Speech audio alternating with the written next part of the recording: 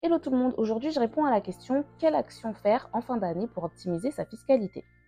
Et oui, nous sommes au mois de septembre, ça y est, c'est la rentrée, l'année sera finie dans quelques mois, oui, désolée de le dire, mais ça va arriver plus vite qu'on ne le pense.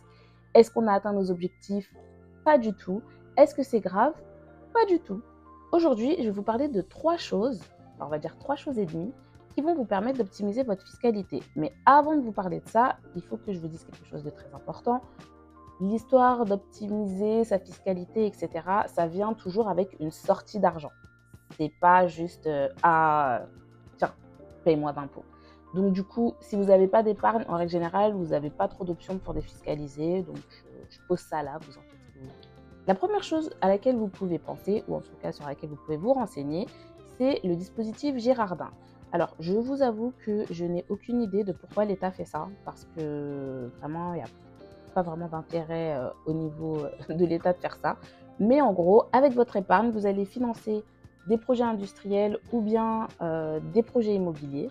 Et ça va permettre de développer certains territoires, notamment les territoires d'outre-mer. Sans rentrer dans tous les détails, en gros, l'équivalent de ce que vous placez, on va vous rendre tout cela avec un petit bonus. Donc par exemple, si je paye 12 000 euros d'impôts, je mets un peu moins que 12 000 et l'État va me rendre 12 000.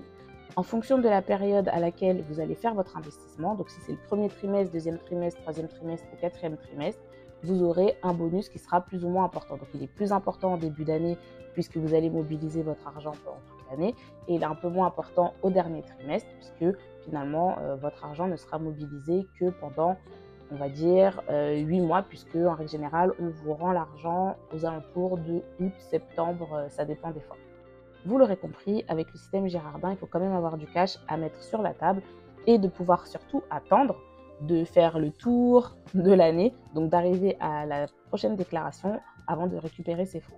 Il y a un petit bémol avec le dispositif Girardin, c'est que parfois il est requalifié puisqu'il y a certaines conditions, il faut que l'argent ait été utilisé dans certaines conditions pendant un certain nombre de temps, etc. Enfin, en tout cas, ce qui est acheté avec l'argent collecté. Et donc, bon, vous avez des assurances par rapport à ça, mais juste gardez ça en tête qu'il peut y avoir des risques de requalification.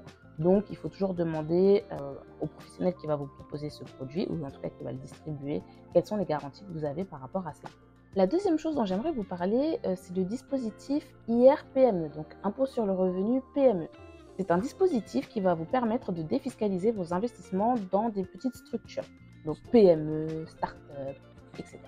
En fonction de la typologie de l'entreprise, vous allez avoir différents niveaux de défiscalisation. Si c'est une PME, vous allez pouvoir défiscaliser 18%. Donc, j'investis 10 000 euros et je vais récupérer au niveau de mes impôts 1 800 euros. Vous avez un second niveau à 30% pour les jeunes entreprises innovantes, donc JEI. Et enfin, un troisième niveau à 50% pour les jeunes entreprises innovantes de rupture, donc ça se dit JEIR. L'idée, c'est de vraiment être un investisseur et d'accompagner l'entreprise pendant au moins 5 ans dans son développement. Jeune entreprise, c'est-à-dire une entreprise qui a été créée il y a moins de 8 ans. C'est pas jeune entreprise, genre j'ai créé mon entreprise il y a 2 ans.